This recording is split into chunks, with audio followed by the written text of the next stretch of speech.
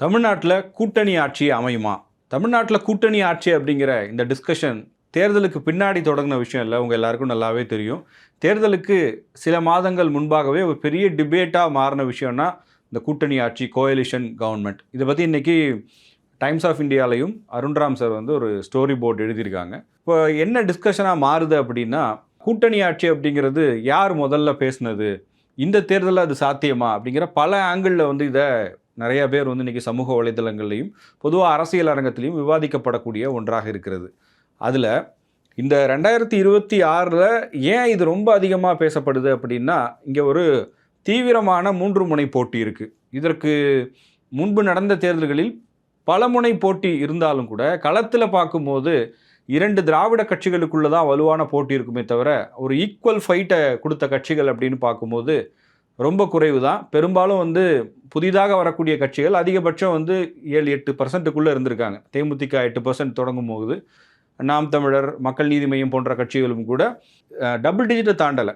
அதனால் பெரிய அளவுக்கு ஒரு 3 முனை போட்டி அப்படின்னு எதையுமே ஆக்சுவல் ஃபைட்டை சொல்ல முடியாது. பேரளவுக்கு 4 முனை 5 முனை போட்டியெல்லாம் பல ஆண்டுகளாகவே தமிழ்நாடு சந்தித்திருக்கிறது. பட் இந்த முறை விஜய் வருகையால் இது மிக தீவிரமான ஒரு 3 கார்னர் ஃபைட்டாக மாறி இருக்கு அப்படிங்கிறத பலரும் அக்செப்ட் பண்ணிப்பாங்க அப்படின்னு நான் நினைக்கிறேன். தேர்தல் நடந்ததுக்கு பிறகு ஒரு டிஸ்கஷன் சமூக வலைதளங்களில் அதிகமாக முன்வைக்கப்படுது. என்னென்னா, டிவிகேவுடைய வாக்கு வங்கி எதிர்பார்த்ததை விட அதிகமாக இருக்க வாய்ப்பு இருக்கிறது.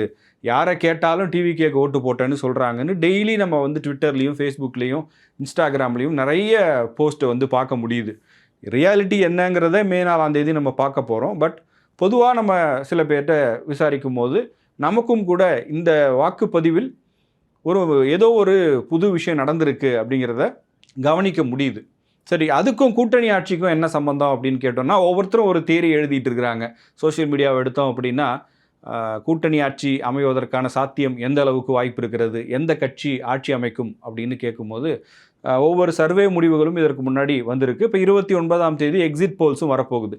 அந்த எக்ஸிட் போல்ஸில் ஓரளவுக்கு நமக்கு சில இண்டிகேஷன்ஸ் தெரியலாம். எந்த கட்சி ஆட்சி அமைக்க வாய்ப்பு இருக்குது, யார் 2வது இடம் பிடிப்பாங்க, தாவேகா எந்த அளவுக்கு வாக்கு சதவீதத்தை வாங்குவதற்கான வாய்ப்பு இருக்குது, எவ்வளவு சீட்டாக அது கன்வெர்ட் ஆகும் அப்படிங்கிறதெல்லாம் ஓரளவுக்கு அதில் தெரிவதற்கான வாய்ப்பு இருக்குது. பொதுவாக தேர்தலுக்கு முன்னாடி நடத்தக்கூடிய சர்வேக்களில் கூட ஒரு சார்புத்தன்மை இருக்கும் அப்படிங்கிற விமர்சனங்கள் பொதுவாகவே வரும். நமக்கும் கூட அந்த சந்தேகங்கள்லாம் வரும். ஏன்னா ஏதோ ஒரு கட்சிக்கு ஆதரவாக இந்த சர்வே எடுக்கப்படுகிறதா அப்படின்னு. பட் தேர்தல் முடிந்த பிறகு எக்ஸிட் போல்ஸ் எடுக்கும்போது அந்த நிறுவனத்துடைய கிரெடிபிலிட்டி அங்கே பெரிய அளவுக்கு இருக்கும். அது எந்த ஒரு கட்சிக்கும் அந்த சர்வே முடிவுனால் எந்த ஒரு தாக்கமும் ஏற்பட போகிறதில்ல, பாதிப்பும் ஏற்பட போகிறதில்ல. அதனால் ஒரு ப்ளஸ்ஸும் அவங்களுக்கு ஆக போகிறதில்ல. அதனால் எக்ஸிட் போல்ஸை பொறுத்த வரைக்கும் சில நிறுவனங்கள், பாரம்பரியமாக இந்த சர்வே எடுக்கக்கூடிய நிறுவனங்கள் எல்லாம் மிக தீவிரமாக அந்த ஒர்க்கில் இருப்பாங்க. ஏப்ரல் 29 வெஸ்ட் பெங்காலோட செகண்ட் ஃபேஸ் எலெக்ஷன்ஸ் முடிஞ்சதுக்கப்புறமா அதனுடைய ரிசல்ட்ஸ் நமக்கு கிடைக்க வாய்ப்பு இருக்குது. பட் இந்த கோயலிஷன் கவர்மெண்ட் அப்படின்ற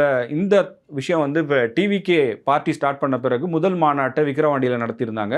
விஜய் அங்கே பேசும்போதே சொல்லியிருந்தார், நான் ஒரு பொலிட்டிக்கல் பாம்பை இப்போது போட போகிறேன், அது ஒரு பெரிய விஷயமா மாறும்னு சொல்லிட்டு எங்களை நம்பி வரக்கூடிய கட்சிகளுக்கு ஆட்சியிலும் பங்கு தருவோம், வெறும் கூட்டணிங்கிறது தேர்தல் நேரத்தில் மட்டும் இல்லாமல் ஆட்சியிலையும் நாங்கள் பங்கு தருவோம்னு அவர் சொன்னார்.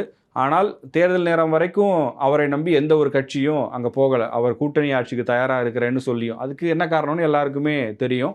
ஆனால் காங்கிரஸ் மட்டும் டிவிகேவை காண்பித்து கூடுதலான இடங்களை பெற்றுவிட்டது அப்படிங்கிற ஒரு பார்வை இருக்குது. திமுக கூட்டணியில் அதிக இடங்களை காங்கிரஸ் கட்சி இப்போது பெற்றிருக்கிறது. அதற்கு டிவிகேன்ற ஒரு ஆப்ஷன் காங்கிரஸ் கையில் இருந்ததுனால அதை நடக்க விடாமல் பார்த்துக்கிறதுக்காக சில இடங்களை விட்டு கொடுத்தாலும் பரவாயில்லைன்னு விட்டு கொடுத்து திமுக கூட்டணியில் காங்கிரஸ் கட்சியை கொண்டு வந்தார்கள் அப்படிங்கிற ஒரு பார்வையும் முன்வைக்கப்படுது. காங்கிரஸ் தான் சொல்லப்போனால் திமுக கூட்டணியில் கூட்டணி ஆட்சி அப்படிங்கிறத வச்சு பேச்சுவார்த்தையை தொடங்கின கட்சினா அவங்க மட்டும்தான். இப்போ விடுதலை சிறுத்தைகளெல்லாம் நம்ம எடுத்துக்கிட்டோன்னா, அவங்க இன்றைக்கி இல்லை, பல ஆண்டுகளுக்கு முன்பாகவே ஆட்சி அதிகாரத்தில் பங்கு அப்படிங்கிற கோஷத்தை முன்வைத்து அரசியல் மேடைகளில் பேசியவர்கள் தான். ஆனால் அவங்க இந்த தேர்தலில் அதை கையில் எடுக்கலை. விசிகே லீடர் திருமாவளவன் என்ன சொல்லியிருந்தாருன்னா, கூட்டணி ஆட்சி அமைப்பதற்கான ஒரு சூழலோ அதற்கான தேவையோ இப்போது இல்லை, அந்த தேவை வரும்போது நம்ம அதை பற்றி பேசுவோம், அதற்கான சூழல் உருவாகும் போது அதை பற்றி பேசலாம்னு சொல்லி இந்த தேர்தலில் விசிகா கூட்டணி ஆட்சி அப்படிங்கிற முழக்கத்தையோ டிமாண்டையோ முன்வைக்கிற அவங்க என்ன பண்ணாங்கன்னா அவங்களுக்கான இடங்களை கேட்டு பெறுவதில் மட்டுமே கவனமாக இருந்தாங்க. பட் காங்கிரஸ் கட்சி இதை பெரிய அளவுக்கு பேசுபொருளாக தேர்தலுக்கு முன்பாக மாற்றினார்கள் என்பதில் எந்த ஒரு மாற்று கருத்தும் யாருக்கும் இருக்க முடியாது. இறுதியில் அவங்களும் 28 இடங்கள் ப்ளஸ் ஒரு ராஜ்யசபா சீட் அப்படின்னு திமுக கூட்டணி ஆஃபர் பண்ணதுக்கு அப்புறமா அந்த விஷயத்தை அப்படியே கைவிட்டுட்டாங்க.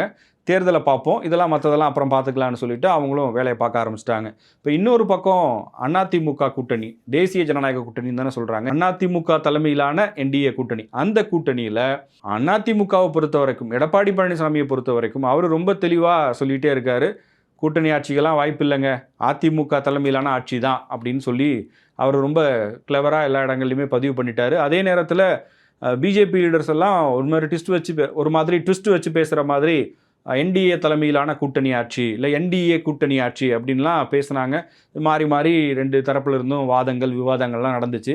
பட் இப்போது இது இன்னும் இந்த விவாதங்கள் சூடு பிடித்திருப்பதற்கான காரணமே இந்த தேர்தலில் விஜய் வாங்கியிருக்கக்கூடிய வாக்குகள் எல்லோரும் எதிர்பார்த்ததை விட அதிகமாக இருக்கும் அப்படிங்கிற ஒரு கருத்து பரவலாக இருக்குது. அப்படி விஜய் அதிகமான வாக்குகளை வாங்குகிறார் அப்படின்னா ஒருவேளை இங்கே ஒரு கூட்டணி ஆட்சி அமைவதற்குத்தான் வாய்ப்பு இருக்கும். விச் மீன்ஸ் எந்த ஒரு தனி கட்சிக்கும் தனி பெரும்பான்மை கிடைக்க வாய்ப்பில்லை. அதாவது 118 இடங்களில் ஒரு கட்சி தனியாகவே வெற்றி பெறுதுன்னா யாருடைய ஆதரவும் தேவையில்லை, அவங்க ஆட்சி அமைச்சிடலாம்.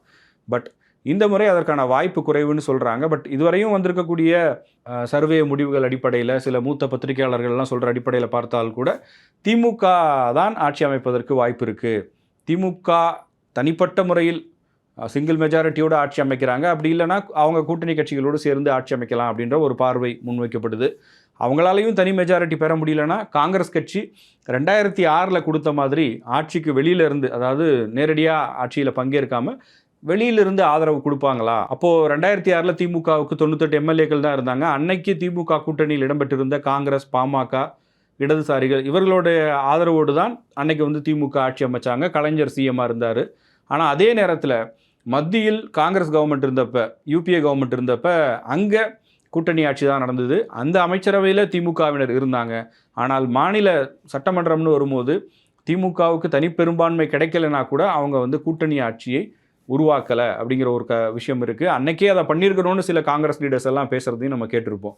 அதனால் இந்த முறை ஒருவேளை திமுகவுக்கு தனிப்பெரும்பான்மை கிடைக்கவில்லை என்றால் திமுக கூட்டணியில் இருக்கக்கூடிய கட்சிகளே கூட்டணி ஆட்சியை வலியுறுத்துவதற்கான வாய்ப்புகள் அதிகம் இருப்பதாகவே சொல்லப்படுது. இப்போ டைம்ஸ் ஆஃப் இந்தியா ஆர்டிகல்லையுமே என்னென்ன பாசிபிலிட்டிஸ் இருக்குது அப்படிங்கிறத பற்றி எழுதியிருக்காங்க.